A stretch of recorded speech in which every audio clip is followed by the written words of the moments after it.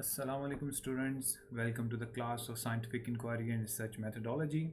I'm your instructor Dr. Muhammad Salman Butt, and we are going to study chapter number 8, which is on correlation and research. The learning objectives of this chapter will be, it will allows you to briefly define and state the purpose of correlational research. It will describe the correlational research process. It will state the major purposes of relationship studies and briefly describes the steps involved in conducting a relationship study and its interpretation of data. State the major purposes of predictions studies and identify briefly and describe the steps involved in conducting a prediction study and interpreting the data, and describe other correlation based analysis and when it is appropriate to use them. Describes the problem to consider in interpreting correlation coefficient. These are the learning objectives we will try to cover, and in brief term I will say, like, we will be starting from understanding the correlation research. There will be different types of correlation research and how we will conduct those correlation researches. After the completion of this chapter, you will be able to understand those correlation researches and its different types. So we will start our chapter today with the definition of correlation research. As the name indicates in here, the correlational research means you are going to correlate two variables and you're going to make a relationship between two variables, and you want to see whether the two variables are having any relationship or not. So this is very much important because when you are studying different type of research questions, sometimes it is important to understand whether the two variables are related with each other or not. The correlation research is defined in your book that a correlation research involves collecting data to determine whether and to what degree a relationship exists between two or more quantifiable variables. The important thing in here is to understand that the variables should be quantifiable, that you should measure it on some quantity or a scale. If you are not able to measure the variable on any kind of quantity or a scale, then it will not be possible for you to make a correlation research. Then the correlation study design, it is a design which allows you to score for two or more variables of interest are obtained for each member of the samples. So in this case, you will be going to make two different groups or one group with two different variables. So then you are going to make a relationship between those variables and to see like how much extent these two variables are related with each other. Then the paired scores are then correlated. In this case, it is talking about the paired score for two different groups. There is one example in the coming slide. I will give more explanation to this phenomena in the next slide. And then there is the result is expressed as a correlation coefficient that indicates the degree of relationship between the two variables. So when you will able to calculate the correlation research, or when you are able to conduct the correlation research, then the outcome of this search will be a correlation coefficient, and mostly it is denoted by R, and this correlation coefficient will be giving you the idea about how these two variables are related with each other. And then the next step is the correlation research may be in the form of relationship study or the prediction study. So in this case, you can understand that a correlation study is giving you two kind of studies in further. The first is it can give you an idea about the relationship between the two variables, and the second is it can give you to predict about one variable in comparing the second variables. So we will be having more details about these two type of studies in the coming slides, so I will just give you more explanation in those slides. And then the types of appropriate research questions in correlation research, it has to be related with the relationship findings or the prediction findings of the variables. And the book states about the questions which are more important for correlation research design. It may be designed either to determine whether and how a set of variables are related, and to test hypotheses regarding expected relationships, and variables to be correlated should be selected on the basis of some rationale. So there are some important factors which are important to conduct correlation research design, and these are the three important appropriate questions which you have to answer before conducting a correlation research. Then there are some key characteristics of correlation research. It includes but are not limited to variables to be investigated can be scored. The first and the foremost important thing is that the variables you are studying, it must be scored on some level. And then there is the sample size of at least 30 participants, and less than 30 participants your correlation study will not give you any appropriate results, and you can't make any validation, reliability, and even the generalizability of those results. And then there will be the outcome of the study allows the researcher to describe whether and to what degree two variables are related. And after conducting this correlation research, you will get one number as a correlation coefficient, and that coefficient number will explain you that how these two variables are related with each other. And then it does not establish a causal relationship. Causal relationship is more in the experimental research design, in which you will see a cause effect relationship. Now cause effect relationship means like there is a cause and what will be the effect of that cause on the other variable. But this correlation research is not appropriate to conduct a causal relationship, and this is more appropriate if you are going to make any relationship between two variables, or if you are interested to make a prediction about one variable in comparing to the other variable. And there are some steps involved in conducting a correlation research. The first and the foremost, again, which we have already studied in the survey research as well, that the problem selection. The problem selection is the most important thing. Like, it will explain you what kind of study you are going to conduct. It will give you all the intimations whether a survey research will be important or it will be a correlation research. As we discussed about the survey research in the previous lecture, we discussed that if a question is related to the opinion of the people, then it will be a survey research. But as we are understanding now, like if you are going to measure some kind of relationship between two variables, or if you want to make a prediction, then the research question will be more or less in the correlation research design. And then the participants and the sample selection. We have just gone through one tip about this point, like the participant should be greater than 30, and less than 30 participant will not give you any valid results. And then the procedure is very important, that how you will conduct the correlation research. It will be important for you, and it will explain you how the process will proceed.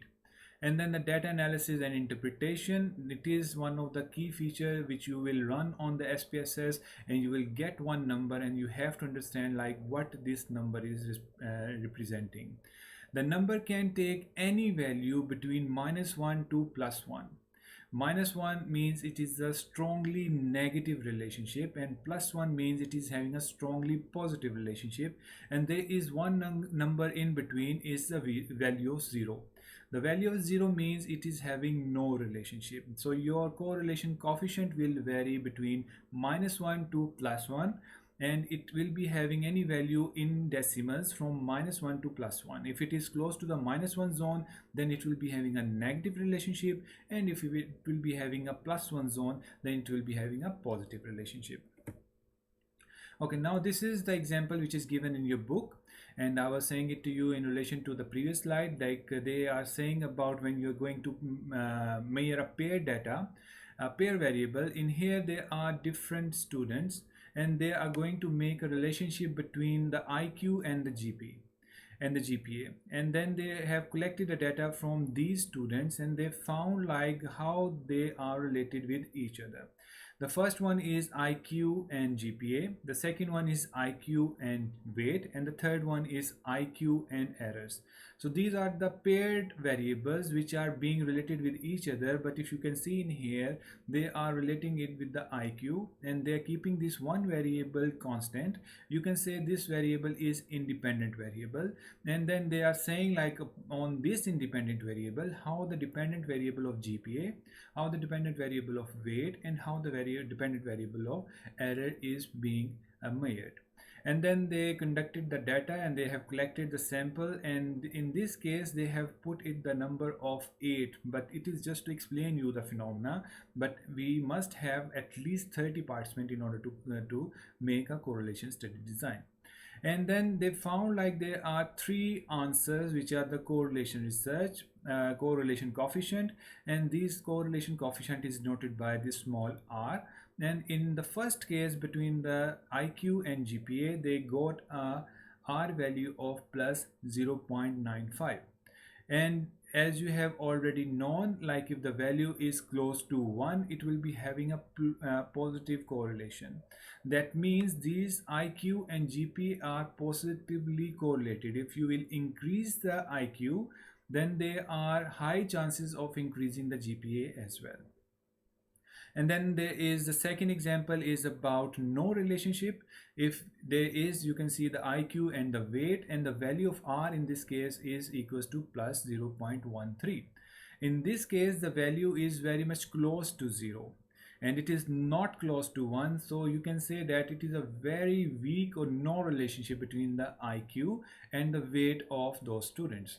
And the third one is the R equals to minus 0.89, which is about the IQ and making the errors.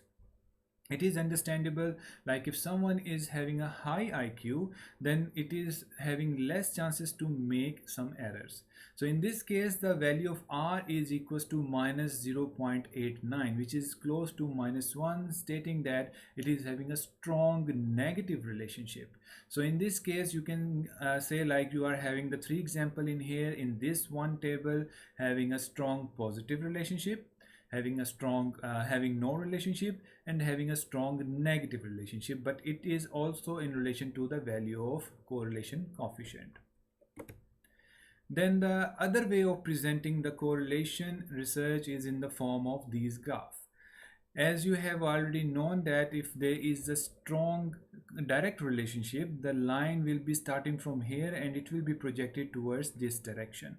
So if you can say in here, the numbers you are getting in here for the IQ and the GPA for these participants who are making a straight line pattern. So you can say like this is making a direct relationship. And if you can say see in here between the IQ and the weight, it was giving us that there is no relationship, and you can see that the dots are very much scattered and there is no appropriate relationship you can make. Like the line cannot be projected in this direction, line cannot be projected in this direction, but if you will try to arrange this, they will make a straight line in this direction, horizontally parallel to the x-axis. So in this case there is no relationship, but if in here if you will make a relationship between the IQ and the errors, you will get like there is a relationship which is of indirect type, and it is making a straight line projecting from the tip of y-axis towards the x-axis. So in this case you can explain the correlation research in all these three spectrums, having a direct relationship, having no relationship, and having indirect relationship, and these line can easily interpret you how these variables will be related. Then there is one more concept of the common variance. Before the common variance, you must understand like how the variance is measured. And if you remember, we discussed in the class, the variance is the square of the mean difference. So when you are going to measure the common variance, it is about how the variance indicates the extent to which the variable vary in a systematic way. That means if there are two variables and you are going to make one mean line in between, and these two variables how deviate from that mean line, in terms of common variance, that has to be systematically the same. If one variable is increasing, then the other variable has to be increasing from this mean line as well. And there is another thing which you will make after getting the correlation coefficient value. You will give a square of those correlation coefficient value, and then you will get a number in percentage or either in decimals, and this value will define you the common variance. And the number in here, if you can see in here, if you are having a correlation coefficient of 0.80 and you make a square of that one, you get 0.64, and if you will multiply with 100, then it will give you 64%. So you can say like these variable explains the 64% of the common variance between these two variables what you have measured to calculate this correlation coefficient. So this is very much important phenomena. If you want to understand the concept of correlation coefficient, you have to understand the concept of common variance. The common variance, again, I am explaining it to you that it will give you the idea how the variables are varying in a systematic way. So you can say these two variables are varying 64% in a systematic way. Like if one variable will increase, the other one will increase as well. Or you can say like the one variable is making 64% of the resemblance with the variable b. Okay, now in terms of the variance, which I was saying it to you, you can say in here I was saying about the variance, it is the mean straight line. And you can say like how these variables, one variable is above this line and the one variable is below this line. So this is just for your understanding. Okay, so this is, I'm saying how these variable above this line vary if I'll change the values of these variables below this line. If I'm making it to 1 degree in here, then it has to be 1 degree in the upward direction if it will be having a common variance of 100%. But if it will be matching a little bit less than 100%, then it will give you an idea, and then it will be having 64% in this case as we have just calculated, and then it will give you a common variance of 64%. Then there are some rules which we already know for the inferential statistics, that you must have to make some basic understanding in order to measure the data, or in order to make a relationship, or in order to make a hypothesis. And in order to make a hypothesis, in this case you can say like the variable a is equals to variable b, or you can say like the variable a is completely equals to or resembles variable b. That will be your null hypothesis. And then you can say like the variable a is not completely equals to variable b, then it will be your alternative hypothesis. And in order to accept or reject this alternative and null hypothesis, you must have to make a level of confidence and level of significance. And in this case you will be making a level of confidence of 95%, and normally what we usually make a practice, we are making a confidence interval of 95%, and we are making a level of significance of 0.05. And then you will measure about how your value will fall, and if it will be having a p-value less than 0.05, then that means you will reject your null hypothesis, and you will say like the variable a is not equals to variable b. And if it will be greater than 0.05, then you can say the variable a is equals to variable b. Okay, now there are some different type of correlation coefficient. The correlation coefficient are of different types, and it depends upon the variables you are making the relationship. So these types will explain in relation to the variable 1 and variable 2. So if you can say in here, the most common is the Pearson R. Most of the cases we use this Pearson R, and for this one it is compulsory. You must have variable a, which should be continuous variable, and the variable b, that has to be continuous variable. So the continuous variable is the one which can take any value between 2 points as well. Just like if you can say you are measuring the body temperature, you are measuring the blood pressure, you can say these are the example for the continuous variable. So in order to make a correlation coefficient measurement in terms of Pearson R, it has to be your both variables should be continuous, and this is the most common type of correlation which we normally use. And then there is the other type is the Spearman row. If you are having the data which is not of continuous type, and you are having a data which is the categorical data and having a rank in it, and this is also one of the common type which you use if you are not having a continuous data. And the easy, it is the comment which we can say you in the book, it is saying like it is easy to commute for small samples, and this is for more or less for the categorical data we normally use this one.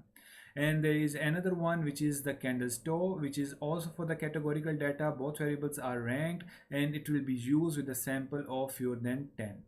And there is biserial, it is for the artificial dichotomy, like you have created some kind of dichotomy of yes, no, there is 1 or 2. You are making a variable which will be having just 2 outcomes, and this is the artificial dichotomy. You have created that one, that is not naturally there. And then there is the other variable is of continuous type, and you will use to analyze test items may have r greater than 1 if score distribution is oddly shaped. So this is not normally used, and it is some kind of special statistician which are making such kind of interferential statistics, but it is good to understand this concept as well. And there is some point biserial, which is again the type or in similar to the biserial itself, but in this case it has to be a true dichotomy. Just like you are having gender of male and female, that means it is a true dichotomy. But the second variable is again continuous. Then there is tetrachoric. It is having artificial dichotomy and artificial dichotomy. Tetrachoric means it is having four variables. You can say it will be making a 2 by 2 table in this case. And then there is a phi coefficient. It will be having true dichotomy in both ends, and it will be having intra-class, having continuous variable, and correlation relation or eta correlation. It will be having a continuous data, and in this case it will be having a non-linear relationship. This eta correlation coefficient is very much important, and we will discuss in a little bit more detail in the coming slides. Okay, now we will discuss some of the important correlation methods, which will be Pearson R, Spearman Rho, and phi coefficient. Starting with the Pearson R. As we have already discussed in the table that to measure the Pearson R, both variables must be metric continuous variables. As I have already explained it to you, what is the metric continuous variable? These are the variables which can take any value between 2 points. So this is very much important that you are measuring a Pearson R, and then your variable must be metric continuous variable. Then the next one is a confident interval is to be determined, also appropriately normally distributed, and it is a parametric test. And parametric test can only be applied on the data which is normally distributed, and we will discuss in week 17 or week 16 about the SPSS and conducting the correlation test using SPSS, and there are the parametric and the non-parametric data availability. And then we will discuss about some of the assumptions to run these kind of test. So in that assumptions to fulfill the parametric testing, the first one is, or the fourth most important one is, the data should be normally distributed. The normally distributed data, you already know that it should make a bell-shaped curve. Your mean, median, mode should be equal, and it should be making a equal distribution on the both end of the means as well. And the value of Pearson R will be again indicated in terms of correlation coefficient. As we discussed, it will be ranging from -1 to +1. And the -1 will be indicating a perfect negative association.